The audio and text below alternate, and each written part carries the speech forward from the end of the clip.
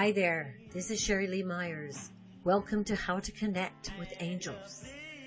We believe that no matter what, every person has the unconditional love and help of angels, our messengers from God. But we have to be willing to believe, and we have to be willing to ask. That's what our film, The Glitch, that we are shooting here in New Orleans is all about, with the help of some amazing music and talent. If you're curious, visit us at theglitchmovie.com and take a look. But now, right now, let's talk to someone who's devoted to helping us make a divine connection. The success of We Are Human Angels is a testimony to the power of social media armed with a positive message.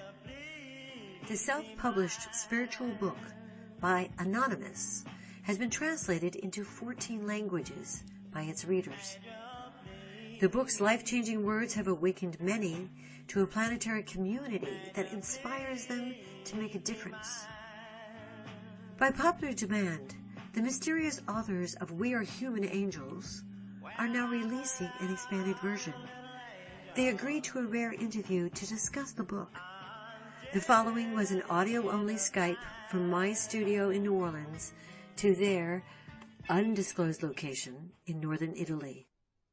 Your first angelic encounter that changed your life. Yes.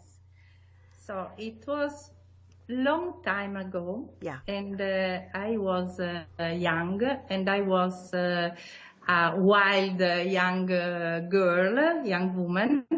And at that time, I didn't believe in God. I didn't believe in angels. I didn't believe in life after death. I didn't believe in anything else than matter, than what I could see with my eyes. Yeah. So one day I was very sad. My heart was broken, and I went to bed crying like I was lost in the dark, and I fell asleep, and all of a sudden I felt someone touching my heart, touching my chest, and I woke up very surprised, not scared, but very surprised, and at the moment I could see a beautiful, wonderful angel, very tall, very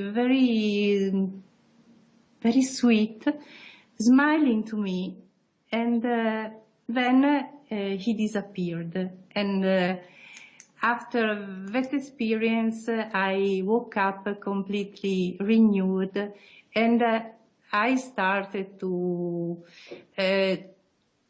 walk on my spiritual path after that magic, wonderful encounter. Because I have always had the feeling that my angel stepped out from the immaterial world, and he came in our world just to give me a powerful sign and to give me a great healing, the possibility of healing my life. So this is the story of my first encounter with an angel. Mary E. Gates is a crystal and angel therapist known as Divine Healing with Mary. She brings about a double dose of healing as she channels energy from heaven and angels, as well as from Mother Earth using crystals. During the healing, Mary's gift of knowing allows her to receive messages from the client's angels, ancestor guides, and through the crystals that are being used. She also channels with oracle cards. Mary conducts workshops about angels and crystals to provide people with the tools for healing and moving forward on their path in happiness. I had this experience that it was a car situation on the freeway. Ah, that's a good one. And thank you. And I was going to a volunteer, I was in the Santa Barbara Angels group that did volunteer work for local soldiers that were in Iraq and Afghanistan and Iran. We would pack packages for them. Wow. So I was going to this lady's house, and there was a lot of traffic on the freeway. And I was driving along on the right-hand lane, doing my thing, listening to music, when all of a sudden this younger guy to the left of me, he didn't even see me. He was just starting to come over onto my lane. I couldn't slam on my brakes. Somebody was behind me. I couldn't speed up. Somebody was in front of me. And there was a cement girder on my right. So it's just like, oh my gosh, where am I supposed to go here? Oh, so my goodness. I know I'm going, oh my God, Archangel Michael, I need your help. Mm-hmm. It was so amazing. It still gives me chills. So it's like I was sitting in the car. All of a sudden, this light comes in my car. It's like this huge light, like Archangel Michael is huge. And he just kind of sits in my lap or I'm like he just sits right next to me. I'm trying to beat my horn so the kid sees like, hello, I'm right here. And my horn doesn't work. I can't do anything. It's like I'm not in control Mary. of my car. The angel is. So the guy's coming over even closer and closer. I'm looking into his front seat. He's got a bag with a sandwich there. And I'm going, okay, I'm dead duck here. I mean, what's going to happen? And it's so weird. It was almost like he came into my car with his car. Like I wasn't there. I was in a different realm or something. He took off and went forward as happy as a clam. It was like I wasn't even there. So I just thought, oh my gosh, this is amazing. Thanks, angel. So then I got off the freeway, basically got out of the car and I pinched myself like, okay, I'm alive. And I kissed the ground. I knelt on the ground and kissed it. Yeah, sure. Yeah. Wow. Wow is right. Karen Lovero is an author, angelic channeler, certified angel card reader, and ordained minister. She channels messages, prayers, and affirmations from the archangels and from beings of the highest light. Karen is the co-author with Dr. Gail Minchu of the newly published book, Live, Learn, Love, Rediscover Your Life Purpose in 10 Days. Going to start with this first question, which popped up right away when I heard about your first major experience with an angel. Can you tell our listeners about that? I thought it was just so visual. Describe what happened. Sure. Well, actually, I was at my fiance's house, and he had gone off to work. And so I was sitting there looking through some photographs in his room. And all of a sudden, an angel appeared in the closet, and just kind of shocking. And all the angel said was, "You're going to break up." And I immediately felt shock and just, why is this angel here? And it was bright and shiny and white, and I felt a lot of peace. I wasn't like afraid of it. It was just kind of, why is an angel here talking to me, And so that night, my fiance did come back to his house, and he did break up with me. That night, yes. So I started thinking, maybe I should really start listening and finding out why the angels are communicating with me this way. Roseanne Heaton is a published author, certified angel practitioner, angel card reader, Reiki master, and master time heals teacher. As a spiritual guide to many, Roseanne shares the angels' messages of love, hope, and guidance. She loves energy healing work and teaching others about God, the angels, Reiki, and the time heals modality. Roseanne often offers spiritual advice and weekly healing and prayer group meetings through her Facebook groups.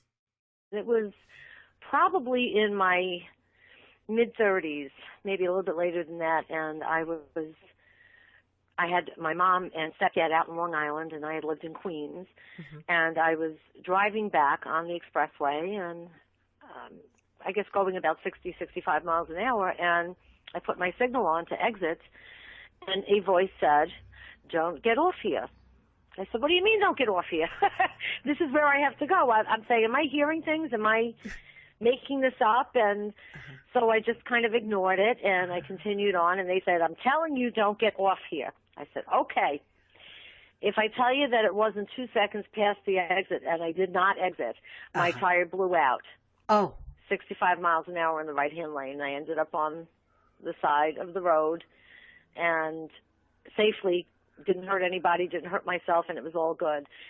So that was really my first experience. I didn't see anything, I just heard them, and that's the first time I have to say, not only that I'd heard them, but heard them with my physical ears. Yes. Because they don't always communicate that way. Yeah. And I guess they had to scream a little bit to get my attention, and it worked. Mm-hmm. And you were guided. You were guided to the side of the road. I was. I was absolutely. I know that if I would have gotten off, because of that way, the way that particular road curves and turns, I would have. If I would have blown out, I'd be dead. Oh.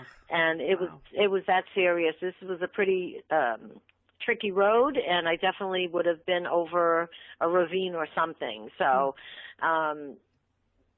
When I had the time to actually calm down and sit back and think about all of that, it was impressive and mind-blowing, and I was in awe all at the same time. But, yeah, that was my first real experience. Maureen Bandis is a spiritual teacher and certified advanced theta healer. She founded the Certified Angel Spiritual Healer course. All of her wellness services are dedicated to promoting spiritual growth, happiness, and well-being. Maureen's vision is to create a world filled with love, joy, and passion through her workshops, readings, and energy healings. She lives in Saskatchewan, Canada. So it's actually, it was about March. So in Saskatchewan here, you never know in March whether it's going to be icy or whether it's going to be dry. And in the valley, it was beautiful. So I had my cruise control on. I was going up the valley hill, and as I got to the top, I could just see this sheet of ice, and I just was shocked to see it, actually, thinking that was going to be a beautiful drive. Then all of a sudden, I just started going around, sliding on the ice, and I almost got control, but then I just realized that I just have to let it go, because there's a certain point where you just have to let it go. And it just seems that everything it was going fast, but everything was going in slow motion. And I remember as I was going into the ditch, I thought I was so mad at God that I was going to die in a ditch and that my family was going to be left behind. I was just really ticked off. And I remember like slow motion. I was up in the air because I think I flipped maybe once or twice. I'm not even sure. The car flipped? Yes. Oh my God. Yeah, I was in a Jeep, an SUV, and I remember kind of being suspended in air. And I remember this beautiful light, that same light that went through my hands when I was in my 20s, that same beautiful light came through my whole body. I just felt at peace. I felt at joy. I was ready. I wasn't angry anymore. I was just in a different dimension. And I just, when I reflect back on it, it was such a pure sense of love and joy. And I was at peace.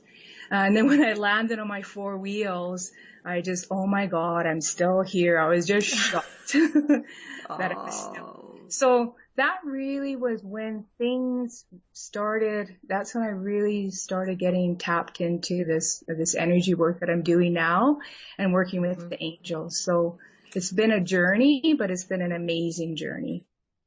Leanne Bergseth is a certified Reiki healer, angel card reader, and the owner of Heavenly Whispers 777. Since childhood, she has experienced a paranormal, spiritual, and emotional connection with the universe. Her recent transformation coincided with the December 21st, 2012 portal, when it is widely believed humanity began an accelerated phase of spiritual and energetic awakening. Shortly after that experience, Leanne was guided to her twin flame, who lived in Colorado in the U.S. Joshua Bergseth joined Leanne in Australia. They were married last June. As a little girl, I was always different. As a little girl, I'd always, I'd be in some people call it a fantasy world, but it was actually a real world for me.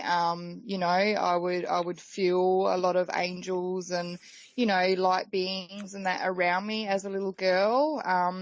But then as you grow up, some people don't understand you that way, and you sort of, you know, you can be mocked or treated differently for being different. So sometimes we can shut those gifts away. So that's what I did up until my, you know, early 20s.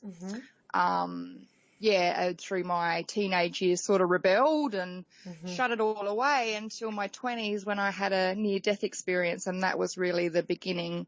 Back in 2003, that was the beginning of my awakening, and awakened me to the beings again, to my beautiful angel beings again, and, you know, realized that they were there, and that's actually what awakened me to them again in 2003. What happened was I was picking my daughter up from school one day, and there was a car that followed me, and it sort of, I looked at the number plate and it sort of rang bells. Oh, no. In me. So it's sort of like I'd been warned maybe in a dream the night before or a couple of nights before, but it really stuck to me. Yes. And then I was actually walking to pick my daughter up from school, and actually it was on the way back that he actually came and he pulled over and he said, "Get in the car." And I looked into the back seat of the car and I seen duct tape and rope and all that in the car, and I just, red flags went up everywhere. I knew, and it wasn't a good feeling. My intuition, my guts went all tight. It was horrible. I mean, this happened back in 2003, and I can still remember it as clear as day. And my daughter ran. She was only, you know, she'd only just started primary school at the time. Oh, gosh. She ran off, and I ran across the road, and I'm banging on people's door to let me in, and the guy was standing at the door of the house, and he said, "I'm sorry, my wife's sick inside." But the guy chased me right to the front door. He was out of his car and he walked up to the front door, and it was like he couldn't touch me. I had this power around me. He was, you could tell he wanted to, he was trying to, but he just couldn't. There was just like a force field there that wouldn't allow him to even touch me. It was just it was amazing. It was a force field. And did you feel that force field? That's what I'm curious. I felt it, yes. You felt it. I felt it, and I've never felt, I've probably felt it in a past life, but it's just like, wow, what was this? What was this that was protecting Incredible me? protection. You know? Oh, wow. Okay. It was unreal, and it made him angry that he couldn't actually touch me, and he just went in his car and took off, and that's when I rang the police. Yes. So. Right. Yeah. Right. After being protected, and you collected your daughter wherever she had. Yes, I thought it was running home, so I ran home after her, and then I went inside. I was so scared. I was shaken up, like I'd rang the police. It was terrible. It was horrible. It was really horrible. But from then, that's when I knew there was something that I couldn't see, a power that was there. That was there. You know, and that's what opened me up to the power of my angels again, that they were there protecting me because it wasn't my time to go. Delia Carrion is a certified yoga teacher at Atman Online Yoga Academy. Also, she is a holistic health coach and a wellness specialist. Delia is the creator and organizer of the Angels Meditation online group, where she shares her love for angels, people, and our planet with the public. She lives her life based on the principle that we are all godly beings with a spark from the godly light deep inside our hearts. The angels and the archangels are our celestial friends who help us to return home to our godly essence. For example, when I was about 12 years old, I had my real first experience with the angels, that I really discovered the presence of the angels in my life. When I was at a public pool, and a group of kids just pushed me in the water, and I didn't know how to swim. Oh, man. So I found myself just going closer and closer to the bottom of the pool. And I clearly remember that I felt that something or somebody was pushing me upwards. And in a few seconds, I was at the surface of the water. So that was pretty amazing to me. I didn't realize what happened because it seemed like seconds passing. And when I looked around, there was nobody in the pool close by. So I didn't realize at the time, but I think it was an angel. So that was my first first second connection with the wind angels. I started to think that might be something out there which is not visible with our eyes, but it's nevertheless so present. And then because you had a second experience, your second experience when you were, was it 17? Yeah, I was, in 1995, I was trying to cross a very busy street with lots of trolleys coming from 4 directions. And I was really close to stepping and crossing the tracks when I felt that somebody grabbed my coat and pulled me behind. So pulled me back from the tracks. So when I turned my head to the left, it was a trolley crossing so close to me that I was definitely very close to being in an accident. But I looked back and surprisingly there was nobody there. So that was, it was puzzling. I said, okay, where is the person who really saved my life? So nobody was there. I ran to the corner when I saw a group of people in that part of the street, and I could see in the far distance clearly a very tall young man who was walking extremely fast, and then he disappeared. So to me, that was that was my second. Yeah, completely disappeared. I thought, maybe he went to the next corner, but maybe not. Maybe not. Suzanne Bertolis, author of Angels Say It's Time, is an angel card reader, a channel, and an intuitive healer. She's a Holy Fire 2 Reiki Master Teacher, the creator of Angel Fire Reiki, as well as a 74-card deck of angel encouragement healing cards. Suzanne now teaches what she has learned from the angelic realm to the students who are guided to her. Her channeled readings can be seen on her Angel Intuitive YouTube channel. Talk about the amazing angelic experience that you had when you were just going through your level 2 Reiki training. Would you do that? Yeah, I can. It was very humbling, I have to say right off the bat. Yes. If you see an angel with your eyes open, I mean, they can present themselves in whatever form you feel that they would look like, okay, so that you're comfortable. However, most people think of angels with big wings and flowing gowns and that kind of thing. And what had happened was I woke up through the night and opened my eyes, and the angels had opened a portal above my bed. And I had a huge ceiling fan. It probably had like a 7-foot span from tip to tip. So that was spinning. And I've realized that ceiling fans tend to create a portal as well. Okay, wow. Just for people out there that are listening. So previous to this happening, I was trying to send distance Reiki to a friend of mine who actually suffers from Lyme disease. So I thought before I went to bed, I would send her some Reiki. She was coming to see me in the morning for a treatment, but I actually doubted that that you could do it. I didn't totally believe that you could send Reiki through the veil and it would actually get to its target. You know what I mean? So I was doubting that. Yes. Yeah. I get it. Doubting it. Right. Yeah. So what they said, my angels thought, well, we better teach this girl that it really does work when you send Reiki or energy through the ethers, right? So they opened this portal, and when I opened my eyes, there was my angel, and she was to the right of me, above me, and she was, I don't know, maybe 7 or 8 feet tall at that point, and she was beautiful, like gold fluid looking, like what's the word? When you can see through, but you can't really see through. Translucent. Right. Yes, she was translucent. And she had huge wings, and, you know, I was just blown away by what I could see. But again, I doubted it. I doubted what I was seeing. So I thought, well, if I close my eyes and open them again, and she's still there, then it'll be real, like I'm really seeing this, right? Yes. So they're telepathic, of course. And I mentioned this in my book, that they already knew what I was thinking. So I closed my eyes for maybe a second and opened them again. And the room just burst into like brilliant, like light. It was so unbelievable. Not only was there my angel, who I understand now she is actually an archangel. It was about 15 feet tall. And then there was thousands of angels around her and a crystal city behind her. It was too much to even comprehend, like just so very humbling. I started crying my eyes out when I saw this. And I saw that vision for another 3 or 4 seconds maybe, and I saw that my client was at the feet of my angel, and they were healing her. And then in the next second, I was the angel.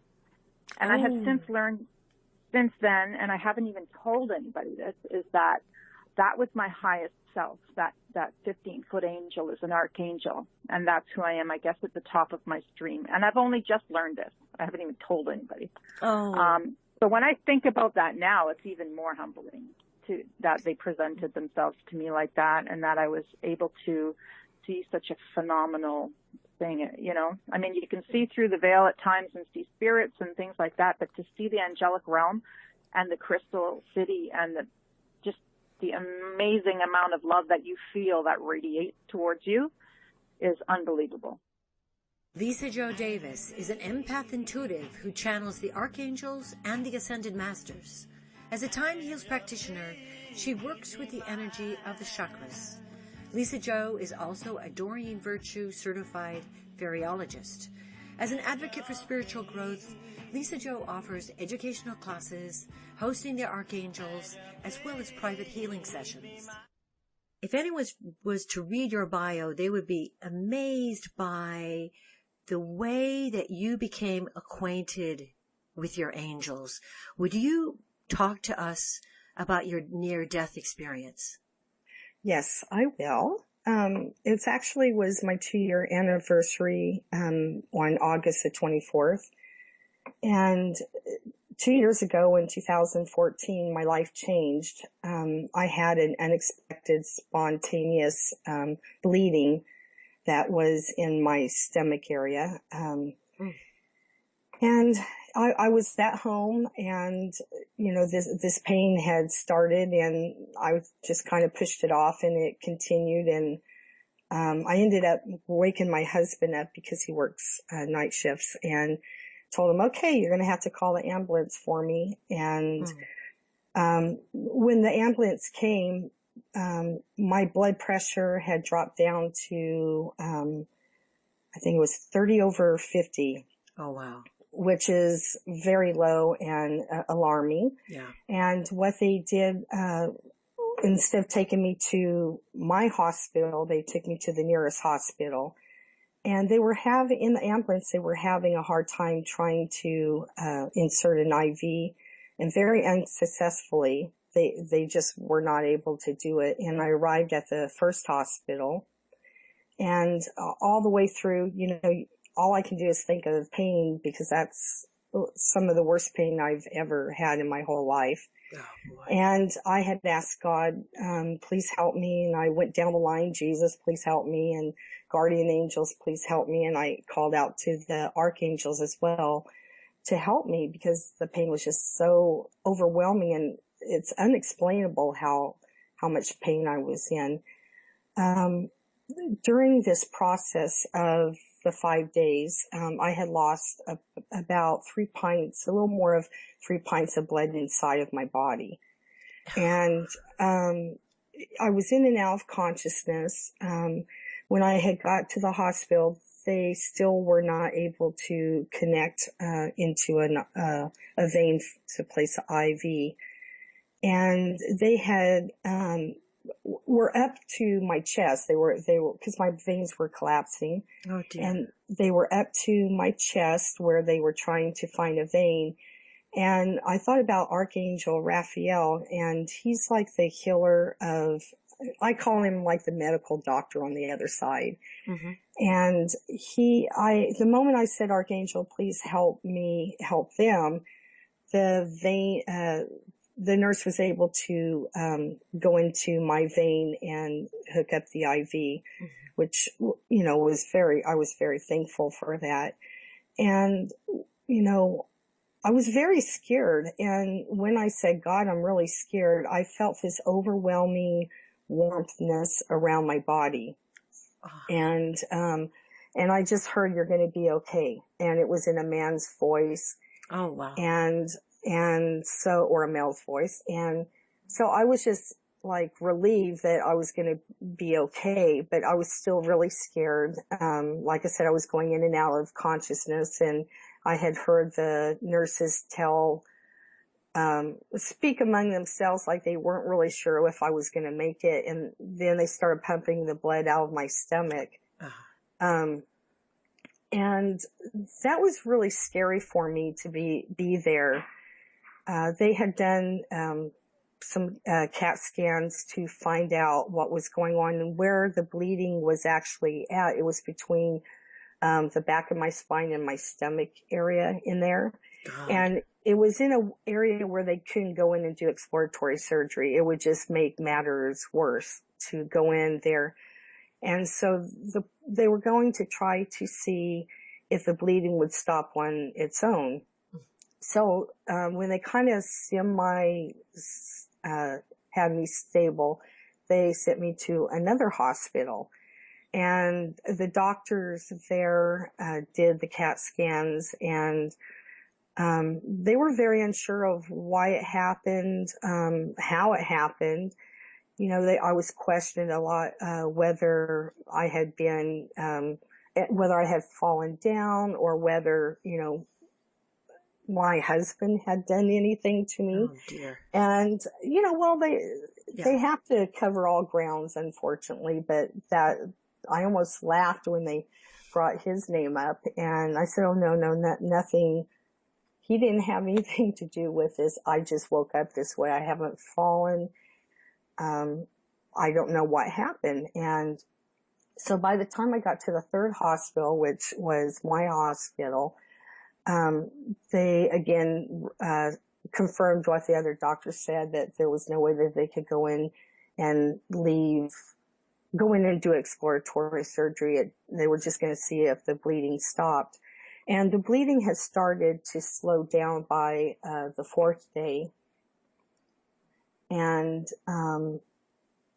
so while I was there, you know, I just prayed. I kept praying to God, please send the angels to heal me, because they had given me a morphine drip that I could control myself. Yeah. And I really, although it made me feel better, I really didn't want to use it, but I did. And I continuously prayed to God to ask him to send his angels to help heal me so that I, you know, could get out of the discomfort of all the pain. Even with all the medicine that they were giving me, I was still in horrible pain. So, they finally let me out of the hospital, still not knowing even today, they still don't know why it happened or how it happened. So I got to go home. But when I left the hospital, I could barely walk. I couldn't raise my arms up to get dressed because I needed help getting dressed, needed help standing, walking, going to the bathroom. Every inch of my body, even my hair follicles hurt. Oh. And it was horrible. And all I could do is tell my family, you know, I'm coming home. I'm so excited I'm coming home. And they were going to get me a wheelchair. And I said, oh no, we're not going there. I'll use my computer chair and I'll use my feet. You know, at least that will get me going and some kind of exercise to keep the blood circulating and not, I just didn't want to be immobile. I just wanted to have the ability to get around. I'm a very stubborn person at times. Yeah. And my family... Good for you. My family wheeled me around and pushed me around in my computer chair. And it was kind of funny, but it wasn't. But our family likes to laugh a lot, and we do practical jokes on each other as long as no one gets hurt. Mm-hmm. And the sense of humor and laughter, I think, really got me through a lot of it. And when I expressed gratitude after I got home to God, you know, to thank him for not letting me die, and you know, I didn't die, so you must have a better plan for me. I just kind of let that fade away. And eventually I was able to go from my computer chair and I consented to a walker, so I was able to get around that way. I moved down to a cane, and eventually I could stand and walk.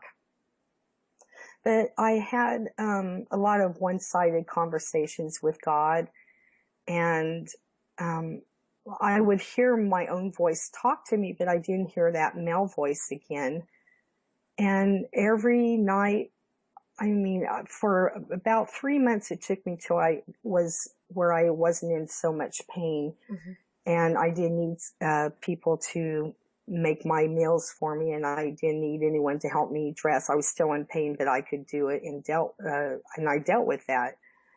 And it was, you know, I would ask the angels to come in. Like when I went to bed, I'd ask the angels to come in, and I'd start with my feet, and I would imagine and envision a green light going around me and healing me from my feet all the way up to my head. And in December of 2014, I had been invited to host the Archangels in my home from a Facebook group. And I thought, well, you know, I don't want to worship the archangels because that goes to God. And then I heard in my mind, you're not worshiping the archangels. So when I had decided to finally commit to it and say, yes, I'll host the archangels, right away they started talking to me. I started hearing these voices in my head, and they were male voices, and they were telling me, you're going to start a group for hosting the archangels. And I argued with this voice in my head. You know, I'm thinking, okay, this is not my voice, but how could I start a group on Facebook when I haven't even hosted even once? And exactly. Yes. I'm like, okay. And it was like a recording that went over and over all day long for like 3 days. And people are usually used to their intuition, that they'll hear, you know, like your voice that tells you what you should do and what you shouldn't do. Sure. And I've learned over time that if I hear a voice telling me to do something 3 times, I'm going to listen, because I know that my intuition is telling me something. Well, after 3 days of hearing this, I just literally sat up in bed and I said, okay, I will do this. I will start a group. Yes, I will start a group. Wow. Pauline Hosey Robinson was born into an Australian military family and traveled the globe as a child. At 19, she married a Duntroon cadet from the Royal Military College who went on to serve in Vietnam while Pauline raised their 2 children. Sadly, the young soldier she married returned from the war suffering from acute post-traumatic stress disorder. Pauline had to set aside her dreams of becoming an oil painter to care for her mentally ill husband, as well as her dying father and her 2 children. It was after her children had grown, her beloved father had passed, and her husband had tragically committed suicide, that Pauline realized she had to learn how to live again.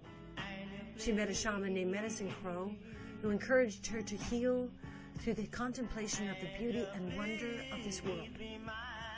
She began writing her autobiography, Triumph of Joy, a year after her husband's death, to inspire others that they too can transmute past pain into love. Pauline Hosey Robinson is also the author of Nature's Wisdom, a free ebook of writing and photography, as well as the soon-to-be-published Love's Reflection. There's a beautiful tree down by the water that I call my soul tree. So I go down and talk to the soul tree. And one day when I went down to the soul tree, I had a beautiful experience before I arrived at the soul tree, that a butterfly came and landed on me. Oh. And I said to the butterfly, thank you for the joy that you bring to the world. And the butterfly stayed with me for 3 hours. It actually came home with me and on my arm and stayed with me for 3 hours. And it was just a beautiful experience. Then it was ready to leave and it just left, flew off and left my office. So really connecting to the heart of, you know, whether it be a flower or, you know, just the magic and beauty around us.